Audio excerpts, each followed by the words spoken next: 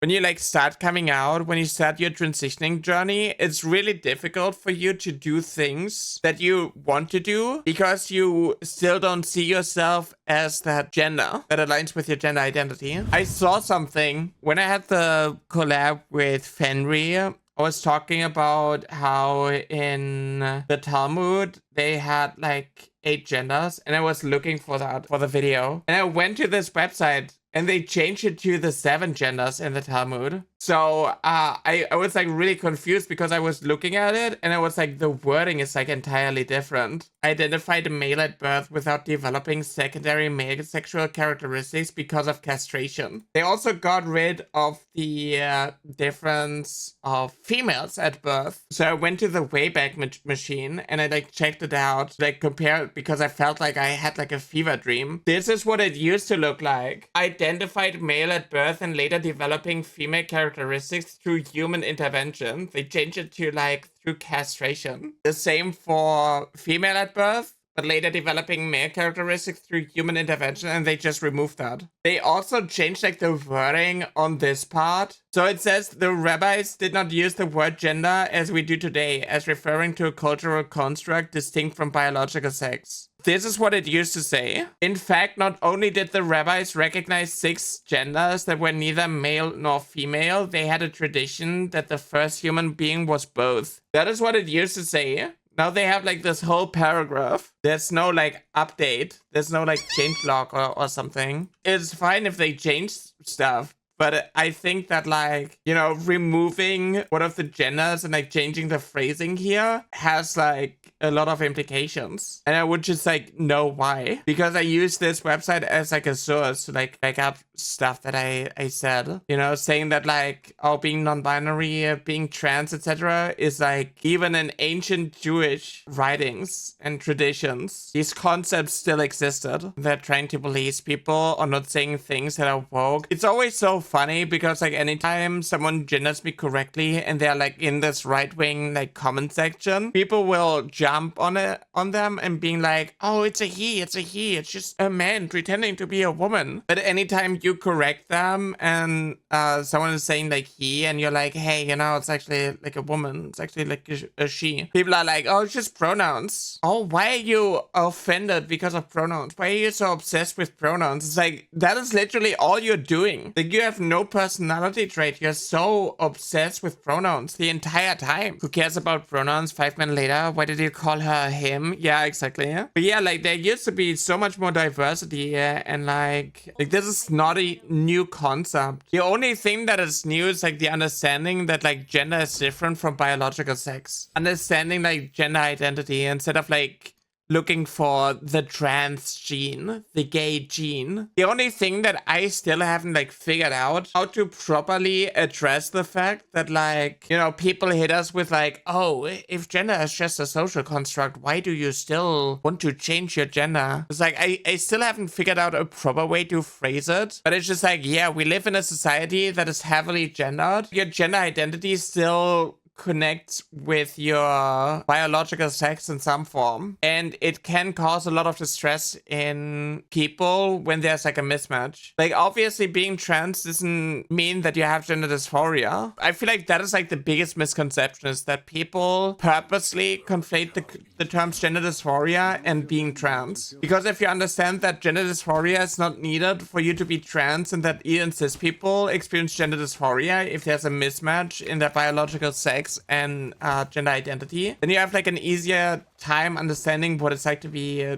trans. You know, like we live in a society that is heavily gendered, but like cis women also struggle if they don't fit the norm. If they don't fit the mold, they get misgendered. And that's just the fact. These transphobes deny it, you know, oh, we can always tell. But like in reality, they are literally calling a woman a man because of her chin, which is insane. If you're perceiving yourself, if you're perceiving your phenotypical sex characteristics that do not align with your gender identity, obviously that causes a lot of distress. So people want to like affirm their gender. They want to fix that mismatch. But like also there's like a difference between like the social gender and like your biological sex. It's like if you're doing things that are considered for women as a man and people invalidate your gender identity, that kind of feels shitty. And like I'm all for abolishing gender roles, gender expectations, beauty standards, etc. Like, I'm all for that, but I don't think that will ever happen in our society, you know, because people still cling on to like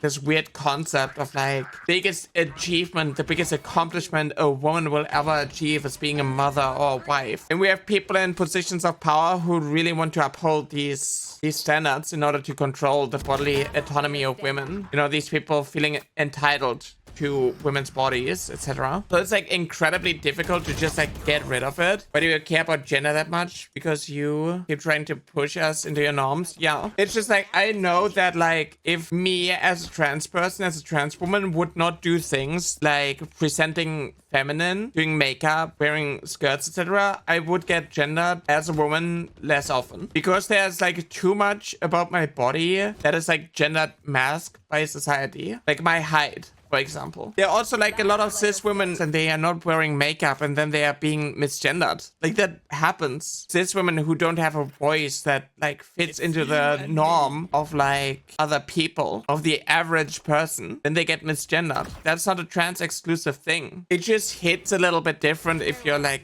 trans. But I think just being like, oh, well, just stop worrying about what society thinks is like really difficult, especially if you also face the gender dysphoria that comes from your biological sex not aligning with your gender identity. Like, because I'm transitioning, because I started HRT, because I had bottom surgery, etc., I'm more content with masculine features. Nice. I'm more willing to accept a lot of masculine features about my body. Trans doesn't identify with their natal sex, gender dysphoria, feeling discomfort over parts of their physical body that doesn't match their gender identity. I mean, being trans is like a little bit broader, because being trans also includes people who are like agender, non-binary, and it's more like you do not align with the gender roles, gender norms, etc. that are put onto you by society because of your assigned gender at birth, because of your biological sex, because of your anatomy. Just stop caring about that thing you care about as a sentiment that historically works and helps people with their mental health. Yeah, exactly. Why do you worry so much about it? Why do you make it your whole personality to be trans? Because you make it your whole personality to be anti-trans and like hate people like me. Because you make it your whole personality to be that's pretty much it. That's why I have to talk so much about it. That's why I have to talk a lot about like trans education, trans topics. And it's also like, I don't always want to talk about like gender dysphoria because it's not required for you to be trans. It's not a requirement. It's not how you can tell that you are trans. I think like an even bigger thing is like gender euphoria. Doing something that aligns with your gender identity, experiencing something that aligns with your gender identity and being happy because of it. But I feel like I never really had that much gender euphoria because gender dysphoria was just like too strong. Like the problem with like me growing up and wanting to like experiment with my gender identity, when I put on a skirt, I just looked into the mirror and I saw myself as a boy wearing a skirt. That caused so much distress in me that I started crying and I never did it ever again. Because when I looked into the mirror, I saw a boy doing feminine things, not a girl doing feminine things. Now that I'm like transitioning and I see more progress, I see more results, etc. When I do these things, I get gender euphoria. When I look into the mirror and I see myself wearing a skirt, it's just like, oh, it's just a woman wearing a skirt. You know, when I dress up, when I present more femme, when I put on makeup, etc., like I feel happier. And it kind of sucks that I have to put in a lot of effort in order to get to that point. Little mouse. That's the reason why I don't do a lot of things yet. It also took me a really long time to get there. I came out with 22. Like the only thing that I really did is like paint my nails. When I got comments from women, etc., it was like, oh, you know, his nail polish is better than my nail polish. Like things like that. It just like pushes the idea that you're not a woman doing feminine things, you're a man doing feminine things. And it's cool to get like complimented for it or something. You know, before I started transitioning and presenting more feminine, I never got any compliments, especially not from women. It's just it causes a lot of dysphoria because it's like, I'm not a man doing feminine things. I'm not a gay man, you know? I'm literally just a woman. I'm a gay woman. It was really difficult to do these things and feel euphoric about it because it still didn't align with my gender identity. I was able to express myself more freely, and that is like amazing. That helped me a lot. But it was still just like, when I put on a skirt, I only saw like a man wearing a skirt. You know, that's why I still had like issues going into the women's restroom, because like I would stand out. Baggy femme clothes have been really nice for me because it takes away from my shoulders and my chest. Yeah, that's why I like oversized t-shirts and leggings. And like, it's nice that I'm like finally at a point where even if I don't have like extreme makeup on and I'm like literally just having like basic color correction and I still get like gendered correctly, that gives me so much euphoria, and that's how I kind of know that I'm on the right path. But when you come out, when you like start coming out, when you start your transitioning journey, it's really difficult for you to do things that you want to do because you still don't see yourself as that gender that aligns with your gender identity. That's